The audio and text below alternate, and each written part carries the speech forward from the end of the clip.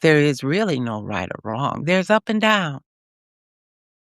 There's benefits and deficits to everything we want and everything we use. And we can argue and debate and invest as much as we want. But Mother Earth will take care of herself. Nature will revolve and change and evolve, and we will be responsible for the conditions we create in our lives, whether these creations are mental, physical, verbal,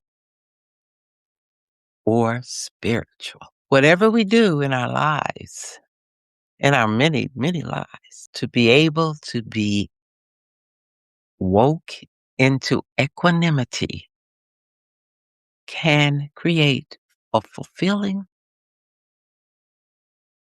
and long. So that's my talk today on woke